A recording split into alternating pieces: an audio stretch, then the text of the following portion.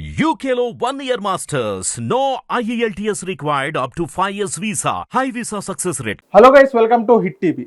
గత 2 వారాల క్రితం ఏదైతే జానీ మాస్టర్ గారి మీద ఏదైతే ఎలిగేషన్స్ ఏదైతే పాస్ చేసినాయో, ఆయన అసిస్టెంట్ కొరియోగ్రాఫర్ ఏదైతే ఒక ఫిమేల్ విక్టిమ్ ఉందో ఆ అమ్మాయి జానీ మాస్టర్ మీద కేసు అనేది ఫైల్ చేయడం జరిగింది నార్సింగ్ పోలీస్ స్టేషన్లో. ఏమని ఫైల్ చేయడం జరిగిందంటే, గత కొన్ని సంవత్సరాలుగా జానీ మాస్టర్ నన్ను సెక్షువల్ హెరాస్మెంట్ చేస్తున్నారు అని ఒక కేసు అనేది ఫైల్ చేయడం జరిగింది. అది జానీ మాస్టర్ మీద ఒక 14 days వరకు రిమాండ్ విధించడం జరిగింది. అది అవ్వగానే ఒక 2 weeks అయింది. నెక్స్ట్ మళ్ళీ కూడా ఇలాంటిది ఇంకో కేసు అనేది మనకు బయటకు వచ్చిందని చెప్పొచ్చు. ఒక ఫిలిం ప్రొడ్యూసర్, సో ఆ ఫిలిం ప్రొడ్యూసర్ నార్సింగ్ పోలీస్ స్టేషన్లో ఒక కేసు ఫైల్ చేయడం జరిగింది. అదే ఎవరి మీద అంటే హర్ష సాయి మీద. హర్ష సాయి నా మీద రేప్ అటెంప్ట్ చేశాడు, కొన్ని వీడియోస్ తీసి నన్ను బ్లాక్మెయిల్ చేస్తున్నారని ఆ అమ్మాయి హర్ష సాయి మీద రేప్ కేసు పెట్టడం జరిగింది. సో దీని గురించి పూర్తి వివరాలతో మనకి శ్యామ్ ఎక్స్ప్లెయిన్ చేస్తాడు.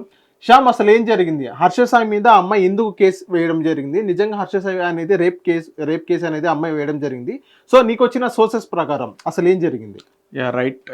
ఇక్కడ మనకు వచ్చేటప్పటికి ఏంటంటే మెయిన్గా అంటే మనకు వచ్చిన ఏదైతే ఇన్ఫర్మేషన్ వచ్చిందో దాని ప్రకారం మనం చెప్తాం. రైట్. ఎవరైతే విక్టిమ్ ఇప్పుడు అయితే హర్ష సాయి మీద కేసు పెట్టడం జరిగిందో, తను ఒక ప్రొడ్యూసర్గా, అంటే అదే ఆ ప్రొడ్యూసర్ అయితే ఆ సినిమా కూడా హర్ష సాయి హీరోగా వర్క్ చేస్తున్నాడు. అది మెగా. ఓకే, మెగా అనే సినిమాకి హర్ష సాయి హీరోగా చేస్తున్నాడు. అదే మూవీకి వచ్చేటప్పటికి ఆమె ఆ విక్టిమ్ ఎవరైతే ఉన్నారో తను ప్రొడ్యూసర్గా తను చేస్తుంది అనమాట. రైట్. ఇక్కడ వరకు ఈ వీళ్ళ రిలేషన్ ఇక్కడ వరకు చూసుకుందాం. కానీ ఫస్ట్ హర్ష సాయి గురించి చూసుకుంటే, హర్ష సాయి మీద ఇదేనే కాదు, ఇంతకు ముందు చాలా అంటే చాలా కేసులు అనేవి తన మీద పెట్టడం జరిగింది. అంటే ఎలాంటి కేసు పెట్టడం? లైక్ ఎట్లా అంటే ఇప్పుడు ఆన్లైన్ బెట్టింగ్ యాప్స్కి సంబంధించే కానీ, లేదంటే ప్రమోషన్స్ సంబంధించే కానీ, ఇటువంటి చాలా అంటే చాలా కేసులు అనేవి తన మీద పెట్టడం కూడా జరిగింది. చాలా డిబేట్స్ అనేవి కూడా జరిగినాయి. సో ఇంకోటి నా క్వశ్చన్ ఏంటంటే, రేప్ కేసులు ఒక అమ్మాయి ఇలా నన్ను మోసం చేశాడు సెక్షువల్గా, అలాంటి కేసు ఫైనల్ ఇప్పటిదాకా అయితే ఇప్పటి వరకు అట్లాంటి ఎవరు కేసు అనేది నమోదు చేయలేదు. కానీ ఏంటంటే హర్ష సాయి మీద ఏంటంటే మమ్మల్ని ఇట్లా డబ్బులు అడిగి డిమాండ్ చేసినట్టుగా, అదేవిధంగా డబ్బులు మోసం చేసి తీసుకున్నట్లుగా ఇట్లా చాలా మంది కూడా చాలా రకాలుగా కేసులు పెట్టడం అనేది కూడా జరిగింది. అటువంటి కేసులు అయితే ఉన్నాయి. కానీ ఫస్ట్ ఆఫ్ ఆల్ ఈయన గురించి చెప్పుకుంటే ఏంటంటే, ఇప్పుడే ఈ అమ్మాయి ఏంటంటే నా మీద రేప్ చేశారని చెప్పి నన్ను రేప్ అటెంప్ట్ చేశారని చెప్పాను. ఇప్పుడు ఆమె కేసు పెట్టడం కూడా జరిగింది. దానికి సంబంధించిన ప్రైవేట్ పార్ట్స్ అనేవి వీడియోస్ తీసి అవన్నీ వీడియోస్ పట్టుకుని ఆయన డిమాండ్ చేసినట్టుగా కూడా పైసలు ఆమె చెప్పడం అయితే జరుగుతుంది అనమాట.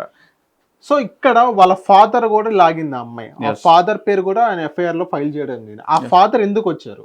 అయితే ఇక్కడ ఒక ముఖ్యమైన విషయం చెప్పుకుంటే, ఇక్కడ యాక్చువల్గా హర్ష సాయి అనే వ్యక్తి ఇప్పుడు ఆమె చేస్తున్న ప్రొడక్షన్ ఏదైతే మూవీ ఉందో అందులో హీరోగా యాక్ట్ చేస్తున్నారు. అయితే ఈ సినిమాకి సంబంధించి కొన్ని రైట్స్ అనేవి ఏంటంటే ఈయన డిమాండ్ చేయడం జరిగింది అనమాట, హర్ష సాయి. సో దానికి సంబంధించి ఏంటంటే ఆ వివాదం మీద వీళ్ళిద్దరికి అనేది ఇష్యూ అనేది నడిచింది. ఒకసారి ఏంటంటే వీళ్ళిద్దరి మధ్య, అంటే ఇప్పుడు ఒక ప్రొడ్యూసర్ ఒక హీరో అన్న తర్వాత ఖచ్చితంగా వాళ్ళు ఎక్కడ పడితే అక్కడ మీట్ అవుతుంటారు, మాట్లాడుతుంటారు, ఇట్లా జరుగుతూ ఉంటుంది. కానీ ఆ అమ్మాయి నమోదు చేసిన ప్రకారం చూసుకుంటే, ఎఫ్ఐఆర్లో చూసుకున్నట్టుగా ఏమైతే నమోదు చేసిందంటే, తనని ఇట్లాగా ఒక స్టోరీ సిట్టింగ్ అని చెప్పని పిలవడం, అదేవిధంగా డిస్కషన్ చేద్దాం అని చెప్పని పిలిచి ఒకసారి ఏంటంటే తనకి ఆల్కహాల్ సంబంధించి ఇచ్చి, తన మత్తులోకి వెళ్ళిన తర్వాత తనకు సంబంధించిన వీడియోస్ అనేవి కూడా తీసుకుని నెక్స్ట్ డే నుంచి తను డిమాండ్ చేయడం అనేది జరిగిందని చెప్పని ఆ అమ్మాయి క్లియర్గా తను రాసి కేసు అనేది పెట్టడం జరిగింది అనమాట. సో ఇప్పుడు ఏదైతే మీరు వీడియోస్ కానీ ఏదైతే మీరు చెప్పారో ఆ వీడియోస్ ఎవిడెన్స్ మొత్తం స్టేషన్లో సబ్మిట్ చేసింది అమ్మాయి? Yes, right. అయితే ఆమె చెప్పడం ఏంటంటే, ఆమె సంబంధించిన ఏవైతే వీడియోస్ అన్నీ ఉన్నాయో ఆ వీడియోసే కానీ, లేదంటే వాళ్ళు చాట్ చేసుకున్న వాట్సాప్ చాటే కానీ, అదేవిధంగా రకరకాల ఆమె దగ్గర ఉన్న ప్రూఫ్స్ అన్నీ కూడా ఆ పోలీస్ స్టేషన్, ఇప్పుడు నార్సింగ్ పోలీస్ స్టేషన్లో ఆమె సబ్మిట్ చేసిన తర్వాతనే కేసు అనేది నమోదు చేశారని చెప్పని పోలీసులు కూడా చెప్పడం జరిగింది అనమాట. ఓకే. సో ఇప్పుడు ఏంటంటే, ఏదైతే జానీ మాస్టర్ గారి మీద ఏదైతే ఇష్యూ వచ్చిందో ఆ జానీ మాస్టర్ మీద తర్వాత రిమాండ్కి విధించారు. సో ఇప్పుడు ఏదైతే ఈ అమ్మాయి ప్రూఫ్స్ పెట్టిందో వీడియోస్ కానీ సంబంధించి, వాట్సాప్ చాట్స్ కూడా ఉంటాయి. సో అవి మొత్తం సబ్మిట్ చేసి ఉండేది అమ్మాయి. ఏదైతే ప్రూఫ్ పెట్టినా దాన్ని బట్టి హర్ష సాయిని కూడా రిమాండ్ తరలించే అవకాశాలు ఉన్నాయి అనుకుంటున్నారా? ఎస్, కరెక్ట్ గానే చెప్పొచ్చు. ఎందుకనంటే ఇప్పుడు జానీ మాస్టర్ విషయం తీసుకుంటే కనుక, జానీ మాస్టర్ మీద ఎవరైతే విక్టిమ్ ఇప్పుడు తన పైన లైంగిక దాడి చేశారో, అదేవిధంగా 5 years నుంచి కూడా అబ్యూజింగ్ గా బిహేవ్ చేసి, అదేవిధంగా నన్ను మతం మార్చుకోమని చెప్పని ఇట్లా రకరకాలుగా కేసులు ఏదైతే ఉన్నాయో తన మీద పెట్టి ఆమె కేసు నమోదు చేయడం జరిగిందో, దానికి యాంటిసిపేటరీ బెయిల్ అనేది అప్లై చేసినా కానీ తన కోర్టు అనేది రిజెక్ట్ చేసింది వెంటనే. ఎందుకనంటే తన మీద రేప్ చేశారని చెప్పని ఆమె చెప్పింది, డైరెక్ట్గా చెప్పింది. కాబట్టి వెంటనే దాన్ని రిజెక్ట్ చేయడం జరిగింది. సో ఇక్కడ కూడా ఈ కేసును కూడా చూసుకుంటే ఆమె దానికి సంబంధించిన వీడియోస్ కానీ అదేవిధంగా ఆ చాట్ కానీ దానికి సంబంధించిన ఆడియోస్ కానీ ఇవి అన్నీ కూడా పోలీసులకి సబ్మిట్ చేసింది కాబట్టి సో మనం చెప్పలేము. ఎందుకంటే యాంటిసిపేటర్ బెయిల్ అనేది ఖచ్చితంగా వీళ్ళు అప్లై చేసినా కానీ కోర్టు రిజెక్ట్ చేస్తుందని చెప్పి నేను అనుకుంటున్నాను. ఎందుకంటే ఇది ఒక మహిళకి సంబంధించిన ఇష్యూ. ఇది రేపొద్దున ఈ కేసు అనేది ఏ కోవలోకి వెళ్తుందో తెలియదు. మొన్న తీసుకున్న కేసుని ఏంటంటే దిశ కేసులోకి తీసుకోవడం జరిగింది అనమాట. సో ఈ కేసు కూడా దాంట్లోకి తీసుకునే లెక్క అయితే కనుక ఖచ్చితంగా హర్ష సాయిని అయితే మాత్రం పోలీసులు నర్సింగ్ పోలీసుల అదుపులోకి తీసుకోవడం అనేది జరుగుతుంది. అదేవిధంగా తన రిమాండ్ కూడా తరలించడం కూడా జరుగుతుంది. కానీ ఇక్కడ ఒకటి మనం మెయిన్ గా మాట్లాడుకోవాలి, హర్ష సాయి కూడా వెంటనే అంటే రియాక్ట్ అయినట్టుగా దాని గురించి నేను వస్తున్నా. ఈ రోజు ఆయన సోషల్ మీడియా వేదికగా ఇన్స్టాగ్రామ్ లో ఒక స్టోరీ అనేది పోస్ట్ చేయడం జరిగింది. సో నా మీద కావాలని ఇలా అలిగేషన్స్ వేస్తున్నారు, మేము మొత్తం యాజ్ పర్ లా వెళ్తాను అండ్ మా అడ్వకేట్ తాడికొండ చిరంజీవి గారు చూసుకుంటారు అన్నట్టుగా మనం హర్ష సాయి అనేది స్టోరీ వేయడం జరిగింది. ఎస్ రైట్ అండి. ఇప్పుడు మనం ఒకటి గమనించాలి, ఇక్కడ హర్ష సాయి గారు వెంటనే రియాక్ట్ అయ్యారు అని చెప్పని అనగానే ఇప్పుడు ఈవెన్ మన జానీ మాస్టర్ కూడా తను కూడా త్వరగా రియాక్ట్ అవ్వాలా. అవును, మనకు ఆ విషయం తెలిసింది, తను త్వరగా రియాక్ట్ అవ్వలేదు. అయితే హర్ష సాయి వెంటనే మీరు అన్నట్టుగా ఒక సోషల్ మీడియా ప్లాట్ఫామ్ నుంచి తను రియాక్ట్ అయ్యి ఒక స్టోరీ అనేది పెట్టడం జరిగింది. దాని నుంచి ఏంటంటే నన్ను ఇట్లా కావాలని నన్ను ఇట్లా బ్లేమ్ చేస్తున్నారు, అదేవిధంగా డబ్బులు అనేది డిమాండ్ చేయడానికి డబ్బుల కోసం ఇట్లాంటివన్నీ చీప్ రిస్క్ చేస్తున్నారు అన్నట్టుగా తను పోస్ట్ చేయడం జరిగింది అనమాట.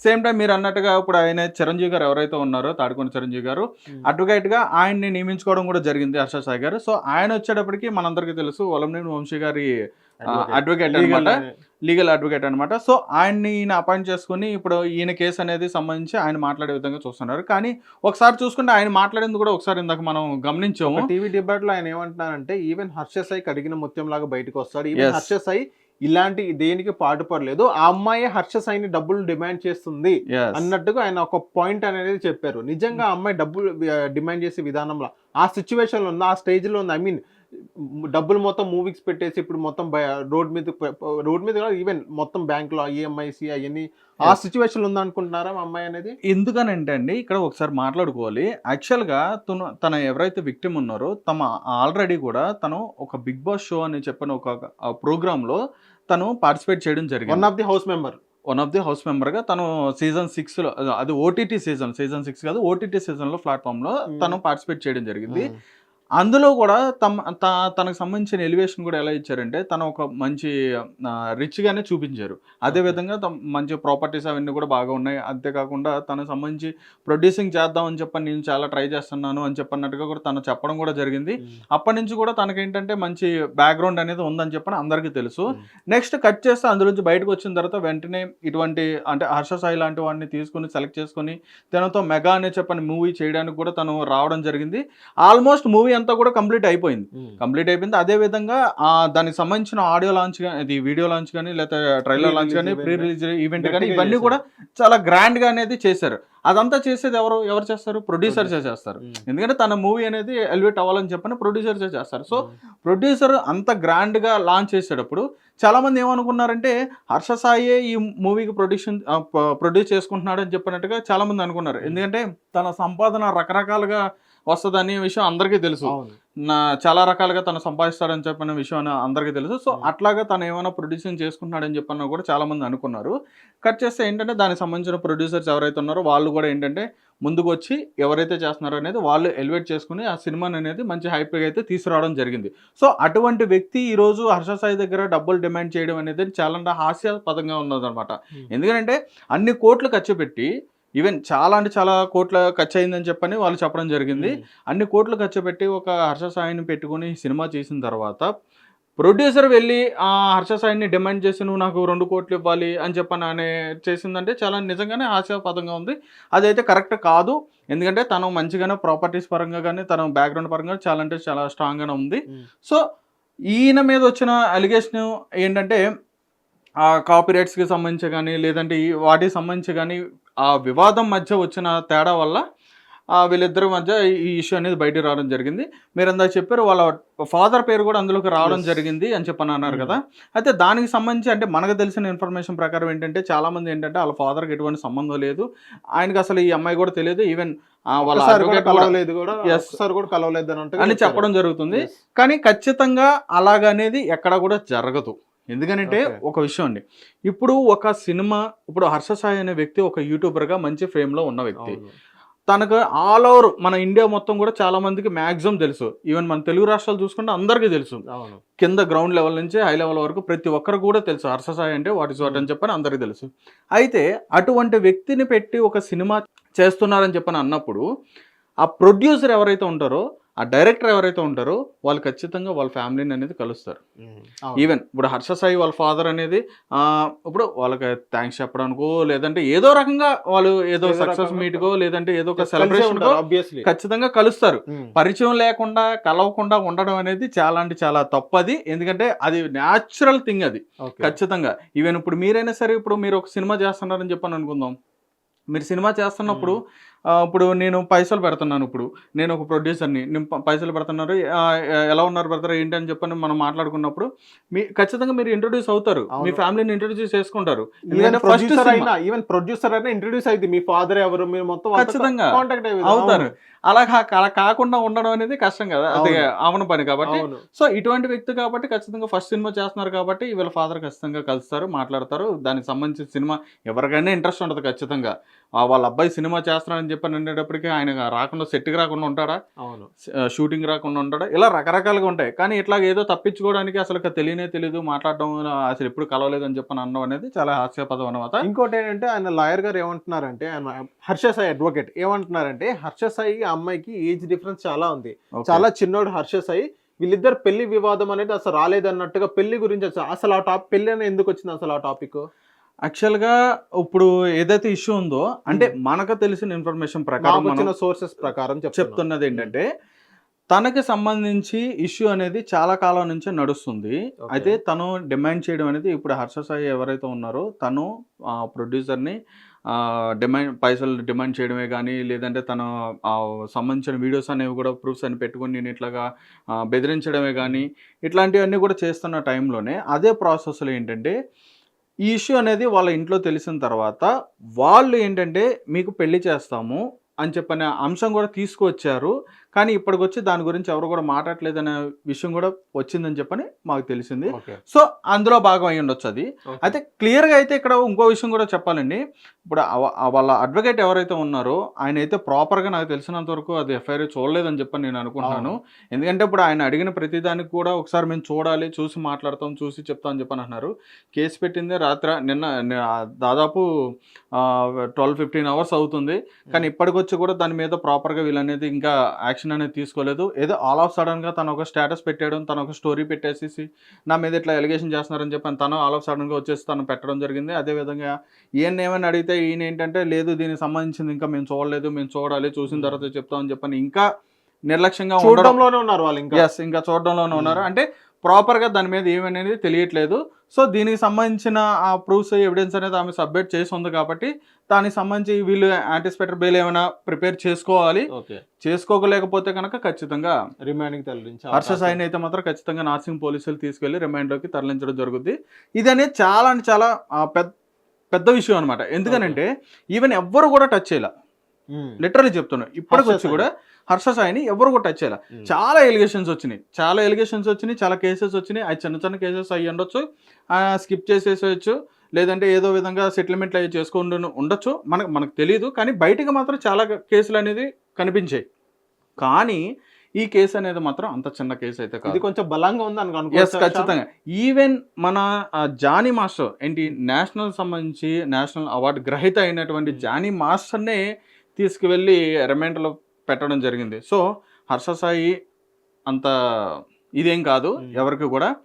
సో నార్సింగ్ పోలీసులు అయితే మాత్రం ఖచ్చితంగా హర్ష సాయిని రిమైండ్లోకి తీసుకెళ్లే అవకాశం ఉంటుందని చెప్పని కూడా నేను అనుకుంటున్నాను.